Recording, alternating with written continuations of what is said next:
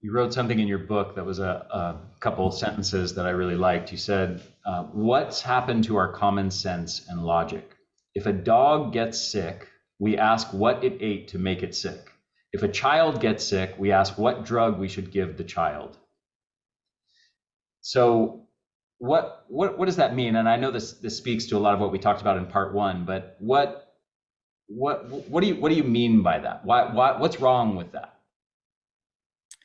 Well, I think that because we've been brought up in a paradigm that is a health paradigm, which is really a sickness paradigm, which is all based on the idea that if humans are sick, it's because they're defective, and therefore you need a pill or you need an expert to get you well, right? So we are totally focused on what sickness do I have, what's the treatment. But when we look at animals or plants, or like you talked about in the first one with the plant analogy, what we think about is what's required for that thing to be healthy. See, we're asking the wrong question. And so, we're so if you just ask a different question, what's required for a human being to be healthy?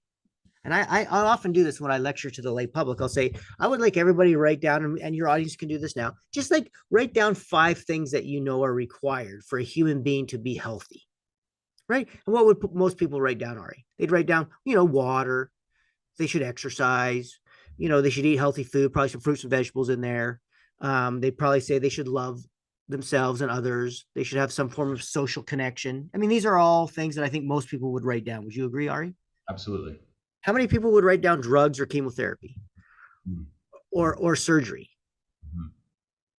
Right. And so that that's my point. My point is that if you just ask a different question, what do I need to be well and express health? And those things, the answer to those are the same as this. It's the same answer as if you're saying, what do I need to prevent sickness? The things that you need to prevent sickness are the things that you need to produce health, because sickness is a lack of health, right? And so, but if your question is, what am I sick with? How do I treat it? It's very hard to produce health from that. Whatever answer you give, no matter how correct the answer is, whatever answer you get from that question is never going to produce health or prevent sickness. And that's the paradigm that people operate in, which is, and by the way, they apply that almost uniquely to humans. Animals, we're animals, mammals, but they don't seem to apply that to the rest of biology, because humans have been taught from a very early age that they're not part of biology. Like I took a lot of biology courses and a lot of physiology courses, and I can tell you, you can study the biology. And again, as I've said, I've taken a lot of, I've been in school, I was in school a long time. And you can study the biology of a single celled amoeba in the same class as a primate. But if you want to study human physiology or human biology, you go to a different class.